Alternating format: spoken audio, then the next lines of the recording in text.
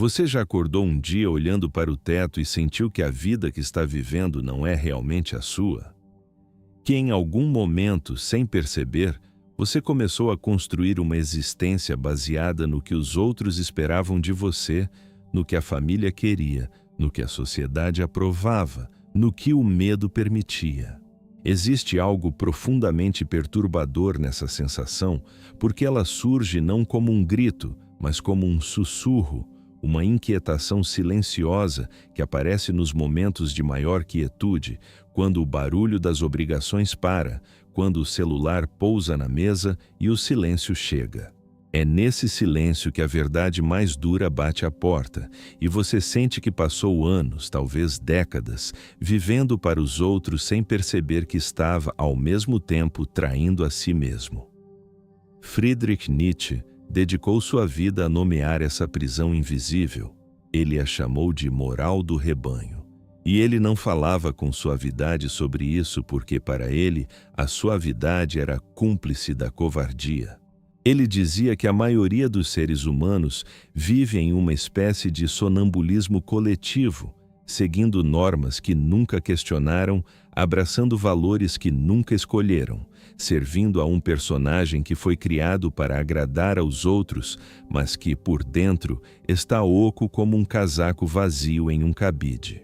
Você pode ter uma carreira respeitável, um relacionamento estável, uma casa arrumada, uma rotina funcional e ainda assim sentir aquele vazio no centro do peito que nenhuma conquista consegue preencher. Esse vazio tem um nome. Nietzsche o chamaria de traição de si mesmo. Hoje não estou aqui para te oferecer conforto, estou aqui para te convidar a uma ruptura. Porque a lição mais transformadora que Nietzsche nos deixou não é uma receita de felicidade, não é um conjunto de afirmações positivas para repetir de manhã em frente ao espelho. É uma confrontação direta com a questão mais perturbadora da existência humana. Quem você seria se retirasse todas as expectativas que os outros colocaram sobre você?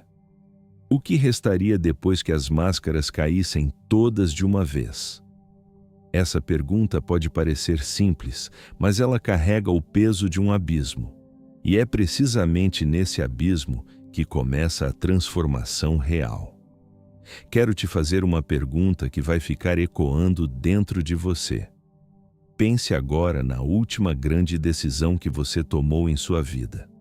Uma mudança de emprego, o fim de um relacionamento, a escolha de onde morar, a profissão que seguiu, o caminho que tomou. Quando você fechou os olhos e fez essa escolha, estava ouvindo a sua voz mais profunda, aquela que vem do núcleo do que você é, ou estava ouvindo o coro de vozes externas que passou a vida inteira habitando sua cabeça? A voz do seu pai dizendo o que é seguro, a voz da sociedade dizendo o que é respeitável, a voz do medo dizendo o que é possível. Nietzsche acreditava que a maior tragédia humana não é o sofrimento em si, mas viver uma vida que não é a sua, e só perceber isso quando já é tarde. Se alguma parte de você reconhece esse peso, se existe uma fadiga dentro de você que não é cansaço de trabalho, mas cansaço de representar, escreva nos comentários agora. Estou pronto para parar de viver para os outros. Porque declarar isso em voz alta, mesmo que em forma de texto, é um ato de coragem. E talvez essa coragem acorde alguém que está lendo e que também precisava ouvir que não está sozinho nessa. Vamos entender de onde vem esse padrão, porque ele não surgiu do nada. Desde os primeiros anos de vida, o ser humano aprende a sobreviver por meio da aprovação. Uma criança que chora e recebe afeto aprende que demonstrar necessidade gera conexão. Uma criança que age de uma determinada forma e recebe punição aprende a suprimir esse comportamento para se manter segura. Esse é um mecanismo profundamente humano, evolutivo até, porque pertencer a um grupo significava sobrevivência.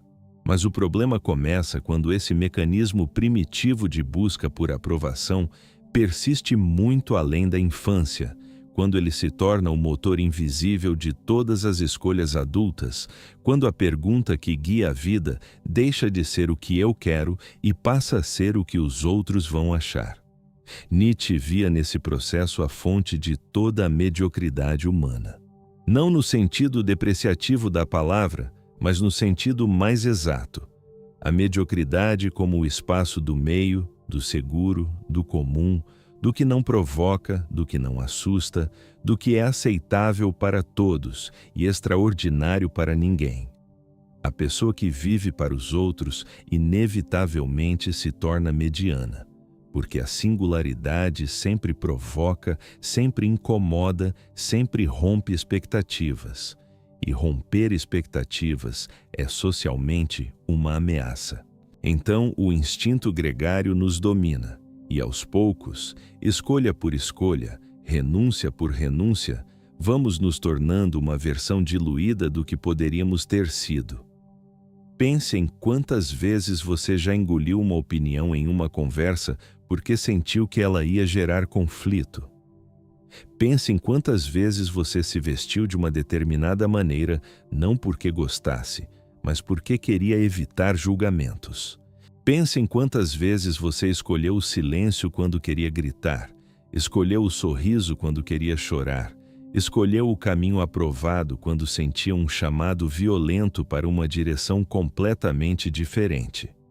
Cada uma dessas escolhas parece pequena isoladamente, mas somadas ao longo dos anos, elas formam a arquitetura de uma vida que não foi construída por você. Elas formam uma prisão sem grades, porque as grades mais fortes nunca são de ferro, são feitas de medo, de vergonha e de necessidade de pertencer. Nietzsche tinha um conceito para descrever o que acontece com quem vive permanentemente nessa condição. Ele chamava de ressentimento, mas não no sentido popular de guardar rancor de alguém. O ressentimento nietzschiano é algo muito mais sutil e devastador. É o estado interior de quem suprimiu suas próprias forças vitais em nome da conformidade e passou a experimentar a vida como uma reação constante ao que os outros fazem, ao que os outros têm, ao que os outros são. É a alma que deixou de criar e passou a comparar. É a consciência que perdeu a capacidade de dizer sim à própria existência e ficou presa em um ciclo eterno de inveja velada, de autopiedade disfarçada de virtude, de passividade apresentada como bondade. Você já conheceu alguém assim? Talvez você mesmo já tenha vivido períodos assim. A pessoa que passa horas rolando o feed das redes sociais, observando a vida dos outros, comparando cada conquista alheia com a própria estagnação, sentindo um peso que não consegue nomear, mas que é imenso. A pessoa que secretamente julga quem ousa fazer diferente, quem assume riscos, quem abandona a segurança para seguir algo mais verdadeiro, não porque realmente acredite que está errado, mas porque no fundo sente que não tem coragem de fazer o mesmo e precisa diminuir o outro para não precisar confrontar a própria covardia. Nietzsche via nesse padrão um dos maiores sofrimentos humanos, justamente porque é um sofrimento que nunca se nomeia diretamente, que se disfarça de outros sentimentos, que se esconde atrás de julgamentos morais e opiniões sociais, mas que no fundo é sempre a mesma coisa. A vida que você não viveu acusando você o tempo todo. A vontade de potência, um dos conceitos mais mal compreendidos de Nietzsche, não tem nada a ver com dominação sobre os outros. Não é sobre ganhar disputas, acumular poder ou subjugar quem está ao redor. A vontade de potência é a força mais íntima e mais selvagem do ser humano. É o impulso de se tornar aquilo que se é em sua forma mais plena e mais intensa. É a força que move o artista a criar mesmo quando ninguém vai ver sua obra. É a força que empurra o pensador a questionar mesmo quando a dúvida dói. É a força que faz alguém abandonar um caminho confortável, mas falso, para seguir um caminho incerto, mas verdadeiro. Ela é criadora, não destruidora. E quando essa força é suprimida, quando ela é domada pela necessidade de aprovação e pelo medo do julgamento, ela não desaparece. Ela se vira contra o próprio indivíduo. Ela se transforma em ansiedade, em depressão, em agressividade mal direcionada, em um peso interior que nenhum diagnóstico consegue explicar completamente, porque a sua raiz não é química, é existencial. Você sente isso? Essa sensação de que existe algo dentro de você que quer se expressar, que quer criar, que quer romper, que quer ir além do papel que foi designado a você, mas que encontra uma parede invisível feita de todas as expectativas que os outros têm sobre quem você deve ser.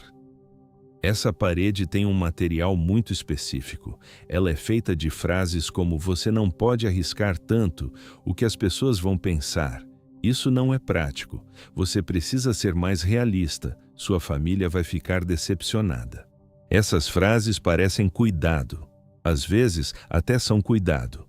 Mas quando internalizadas de forma acrítica, quando aceitas como verdades absolutas, sem nunca serem questionadas, elas se tornam as correntes mais eficazes que existem, porque a pessoa que as carrega não percebe o peso porque acredita que são suas próprias convicções.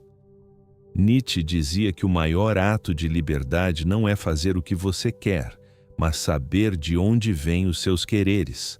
Porque a maioria das pessoas nunca para perguntar se aquilo que deseja é realmente seu, ou se é o desejo dos outros que foi plantado dentro de si ao longo de anos de condicionamento.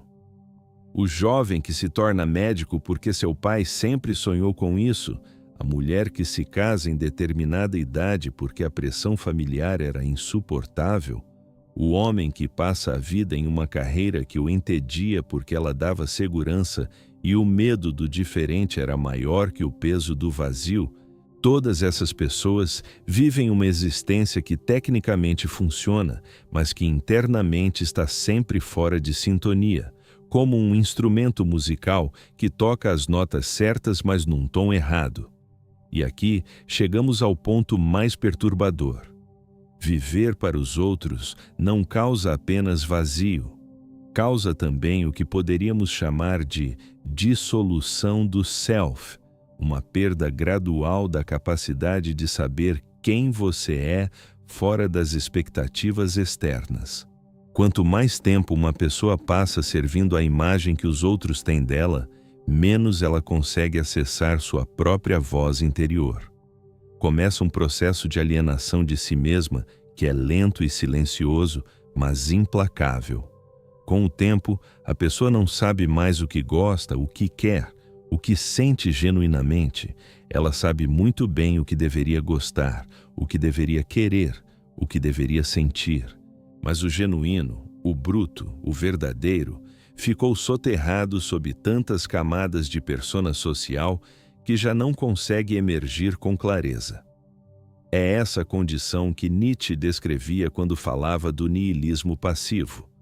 Não o niilismo como postura filosófica intelectual, mas o niilismo vivido como experiência existencial. O estado interior de quem perdeu a capacidade de encontrar sentido, não porque o sentido não existe, mas porque se desconectou do único lugar onde o sentido pode ser encontrado de verdade, que é dentro de si mesmo.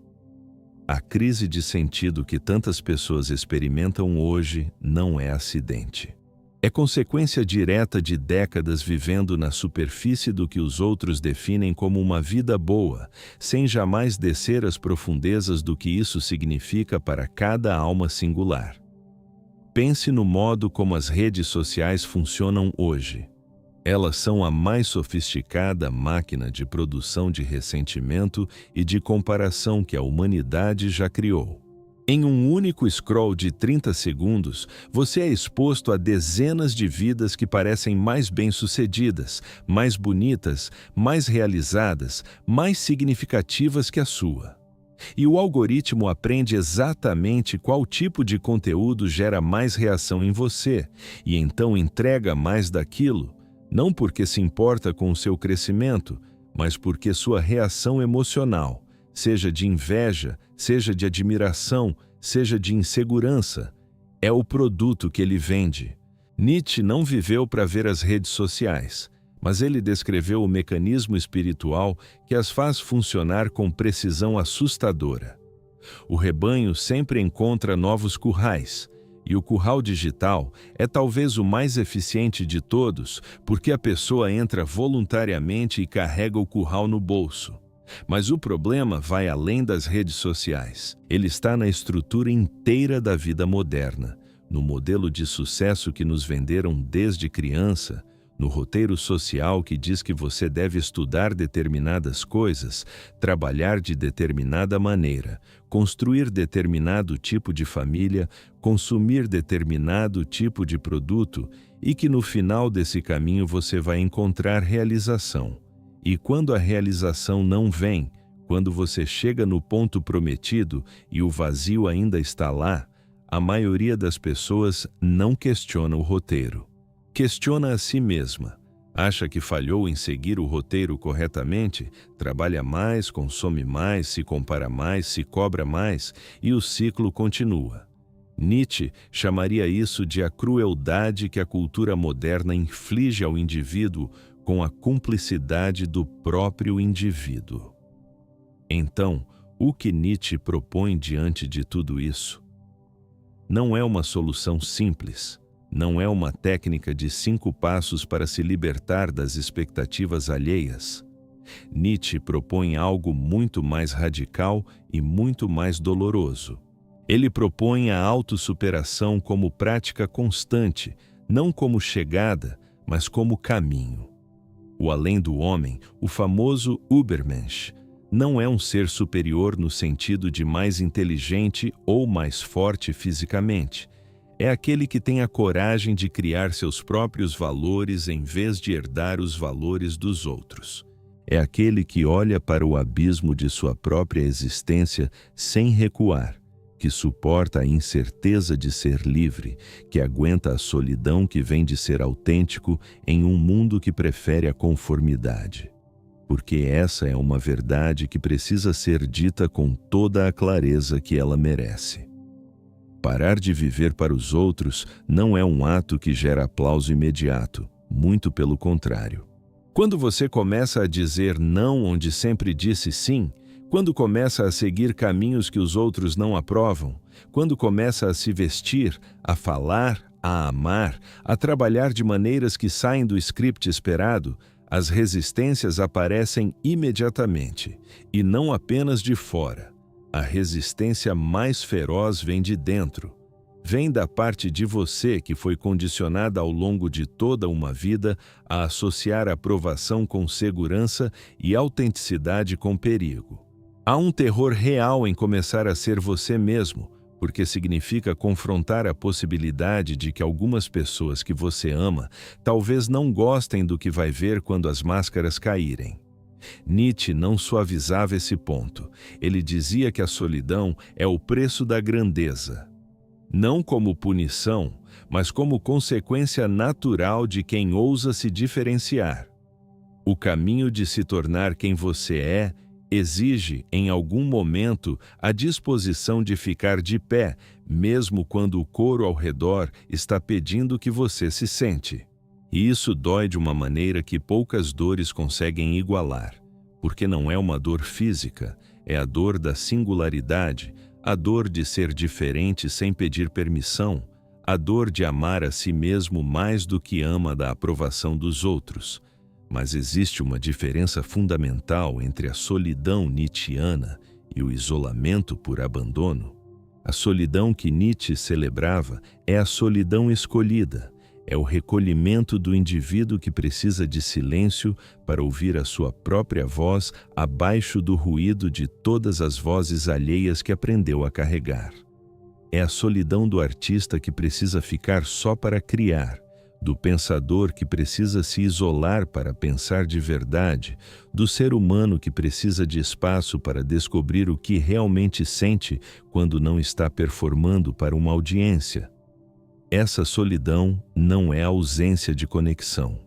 É a condição necessária para que qualquer conexão real seja possível, porque você só pode se conectar genuinamente com outro ser humano a partir de uma base sólida de autoconhecimento. O contrário, a busca de conexão como fuga de si mesmo, a necessidade compulsiva de estar sempre com alguém para nunca precisar ficar consigo, é o que Nietzsche chamaria de fraqueza disfarçada de sociabilidade. Pense em quantas pessoas você conhece, talvez você mesmo, que não conseguem ficar em silêncio por mais de alguns minutos sem buscar um estímulo externo. O celular, a televisão, o áudio de algum podcast, qualquer coisa que preencha o espaço para que o silêncio não chegue, porque no silêncio as perguntas aparecem. E as perguntas são incômodas. O que eu realmente quero da minha vida? Estou onde deveria estar? Essa pessoa ao meu lado me faz crescer ou me mantém pequeno? Esse trabalho que faço tem algum significado real para mim ou apenas paga as contas e mantém a aparência de que estou no caminho certo?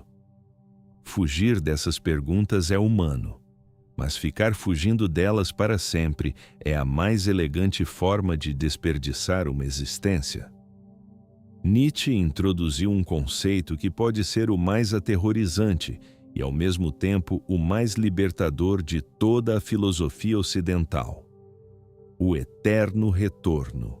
A ideia de que sua vida, exatamente como está sendo vivida agora, com todas as suas escolhas, todas as suas fugas, todos os seus momentos de covardia e de coragem, todos os seus amores e suas renúncias, poderia se repetir infinitas vezes exatamente da mesma maneira, sem nenhuma alteração, não como punição, não como ameaça, mas como teste.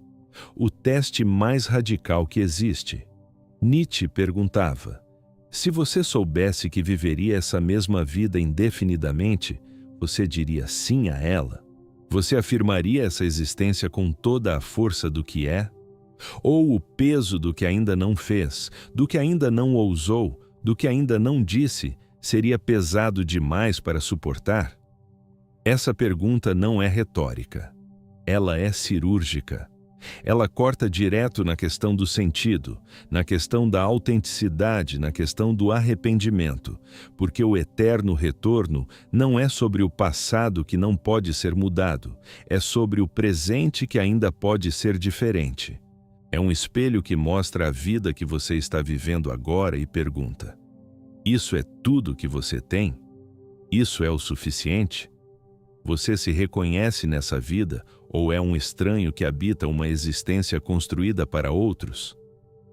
Existe uma cena que Nietzsche descreve em Assim Falou Zaratustra, que ficou marcada em mim de uma maneira que poucas imagens filosóficas conseguem.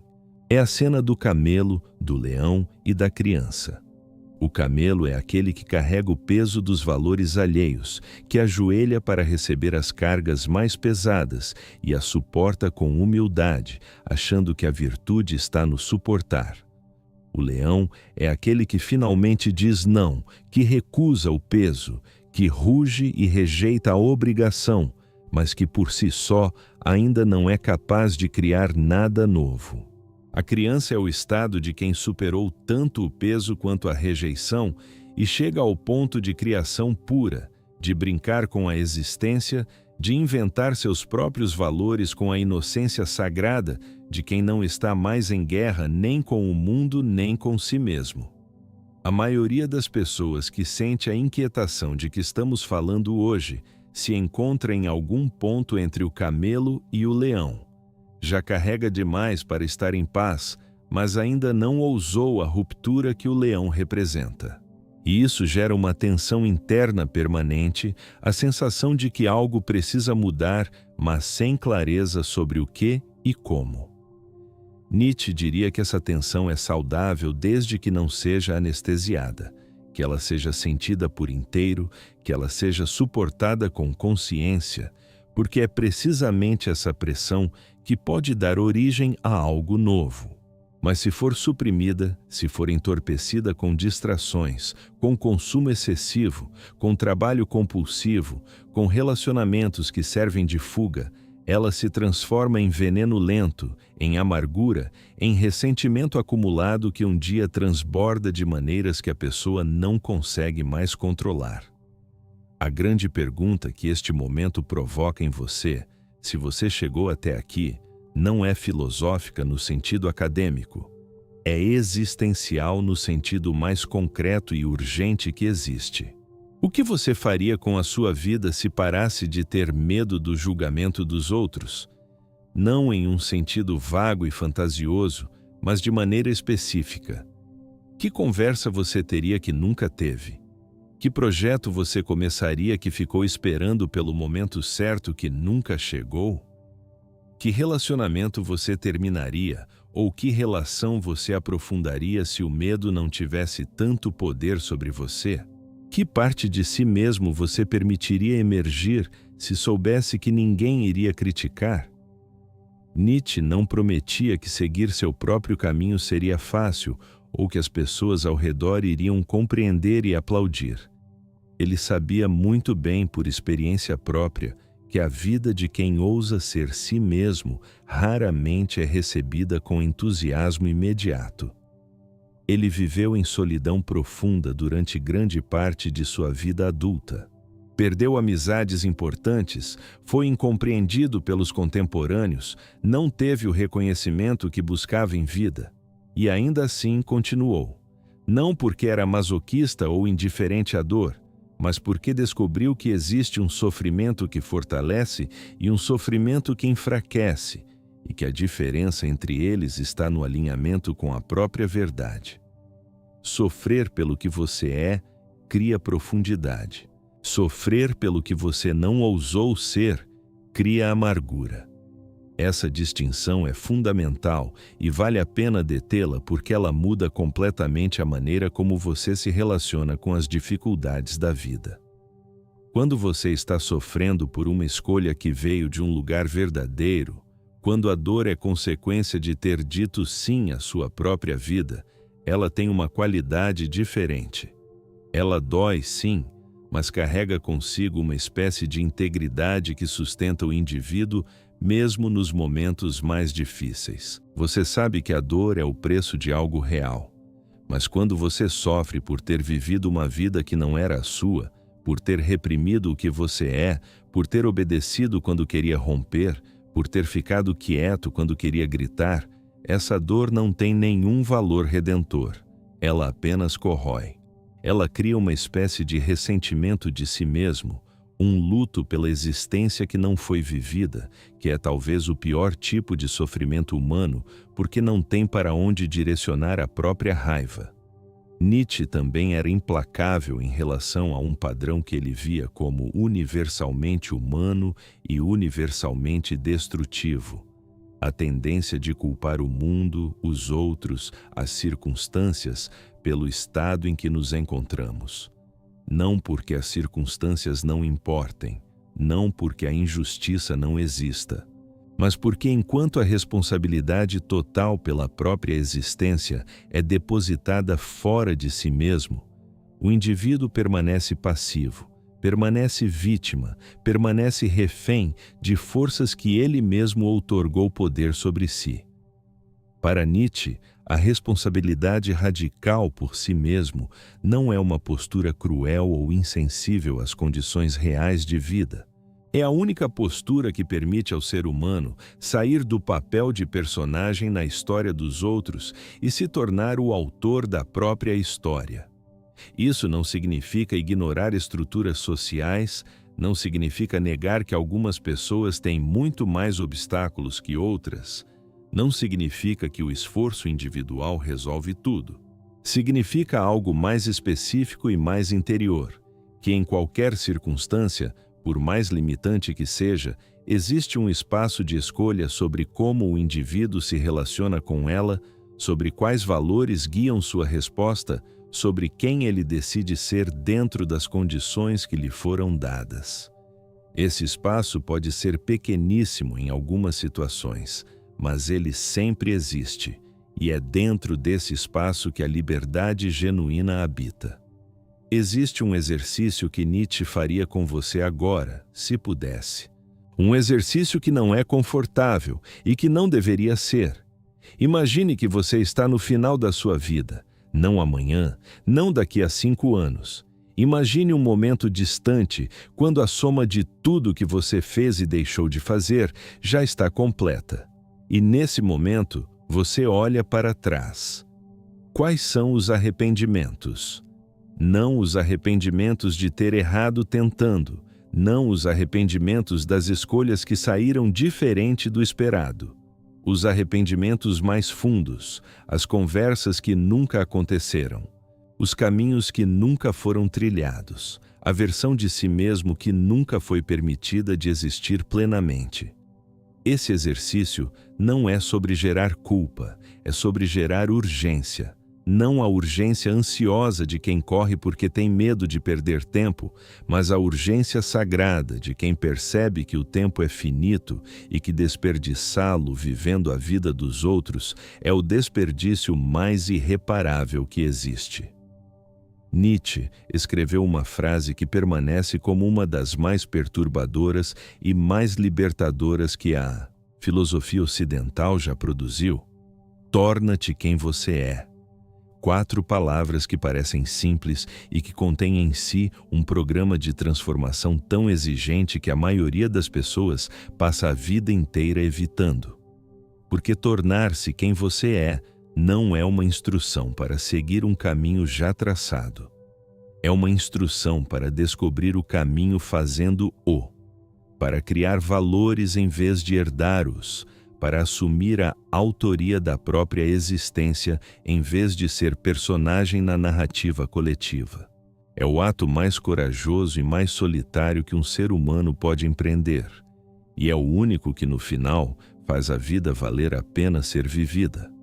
A transformação que Nietzsche propõe não acontece em um insight súbito, ela não acontece em um momento de clareza que muda tudo de um dia para o outro.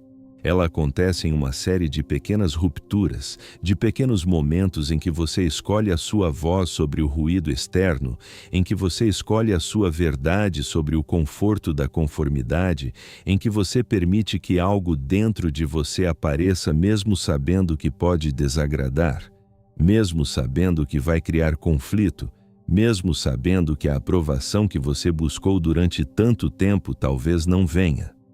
E cada uma dessas escolhas é uma prática de libertação. Não uma libertação final, não uma chegada em que tudo está resolvido, mas uma prática constante, um compromisso renovado dia após dia com a tarefa mais fundamental da existência: ser você mesmo sem pedir desculpa por isso. O que Nietzsche chamava de vontade de potência como força criadora começa a se manifestar exatamente quando você para de usar toda a sua energia para gerenciar a imagem que os outros têm de você e começa a redirecionar essa energia para construir, criar, expandir, aprofundar a sua própria existência. É impressionante quanto espaço mental uma pessoa libera quando para de calcular o que os outros vão pensar antes de cada ação. É como se uma faixa enorme da consciência que estava ocupada com a vigilância constante da própria imagem pública, de repente ficasse disponível para coisas que realmente importam, para sentir com mais profundidade, para pensar com mais clareza, para agir com mais alinhamento entre o que se sente por dentro e o que se expressa por fora.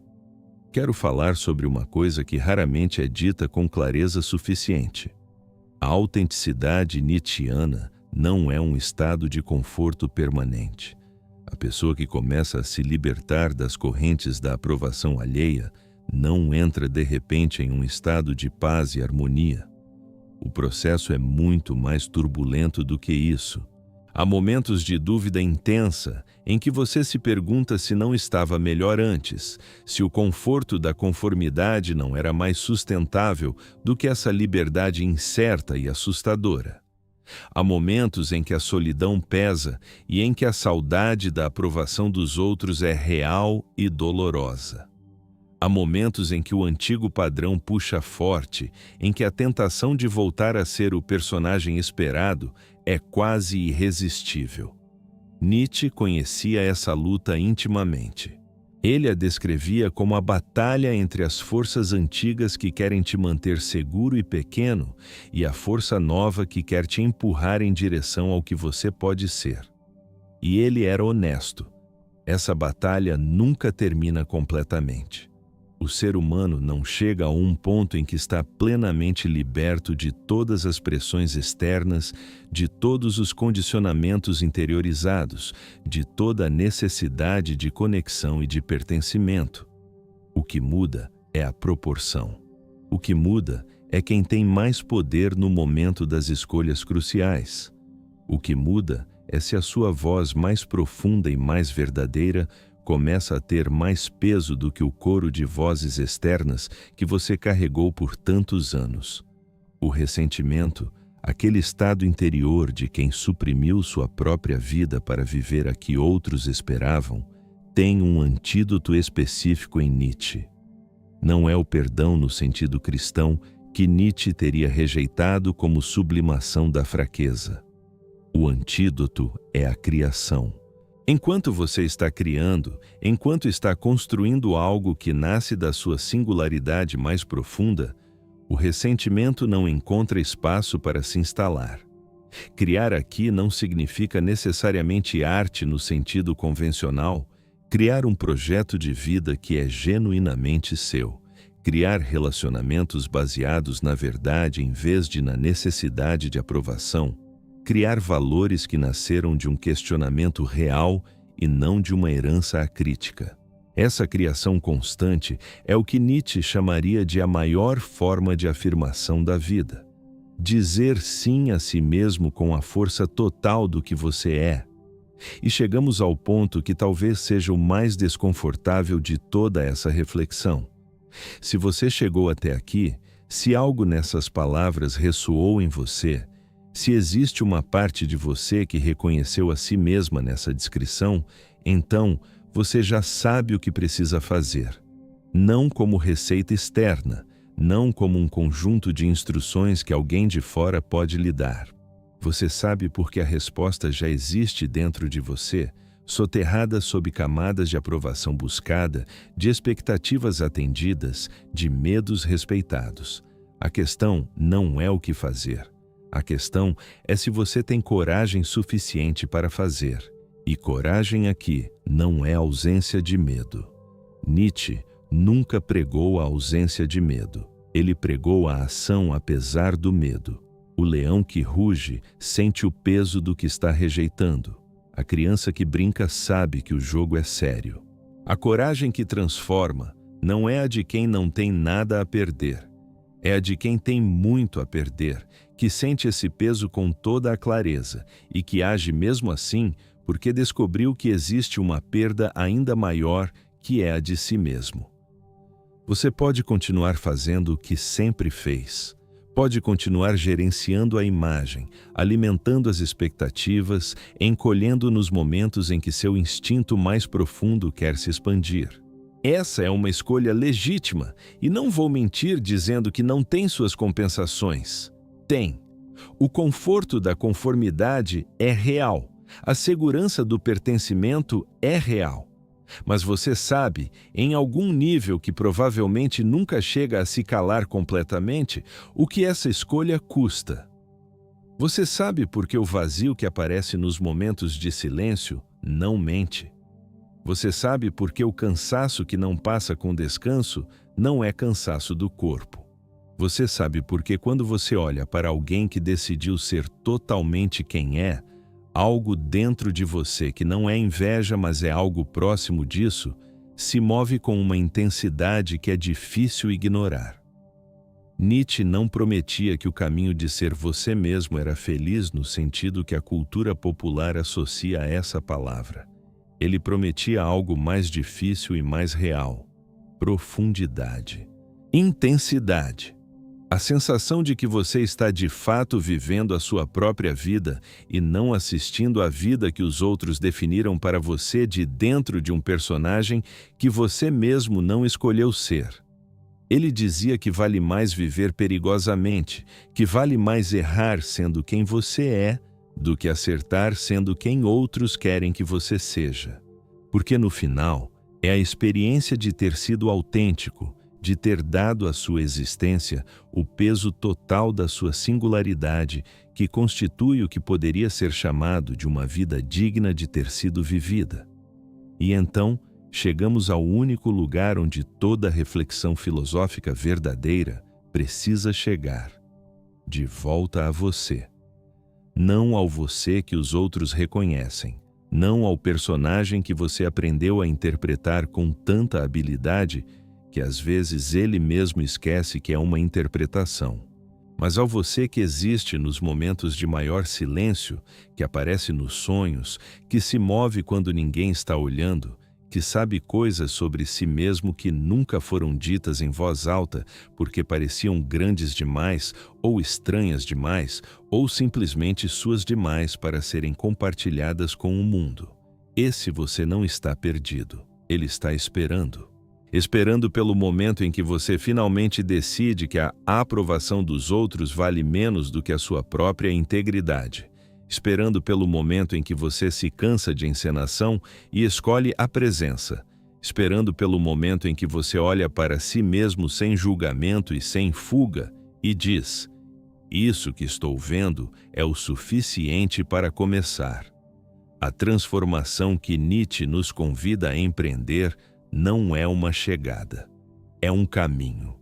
E o caminho começa exatamente onde você está agora, com exatamente o que você tem, com exatamente a clareza imperfeita e assustadora que você possui neste momento. O primeiro passo não é grande, é apenas honesto, é apenas real, é apenas seu. E isso, para Nietzsche, já seria extraordinário em um mundo que passou milênios pedindo que todos fossem o mesmo. Se essas palavras despertaram algo dentro de você, se existe uma parte da sua alma que reconheceu nessa reflexão uma verdade que você sempre soube, mas raramente se permitiu encarar, saiba que você não está sozinho nessa jornada. Este canal existe exatamente para isso. Para confrontar as verdades difíceis que o cotidiano entorpece, para questionar o que todos aceitam sem perguntar, para criar um espaço onde o abismo pode ser olhado de frente, não com desespero, mas com a curiosidade e a coragem de quem sabe que é do confronto com o mais profundo que nasce o mais transformador. Deixe o seu like neste vídeo se ele tocou algo real em você. Compartilhe com alguém que você sente que precisa ouvir isso e se inscreva neste canal, porque inscrever-se aqui não é apenas seguir um canal. É escolher, toda vez que um novo vídeo aparecer, voltar a se perguntar quem você realmente é e o que você está fazendo com o tempo que tem. E essa escolha, feita repetidamente, é em si mesma um ato filosófico. É, à sua maneira, o começo de tornar-se quem você é.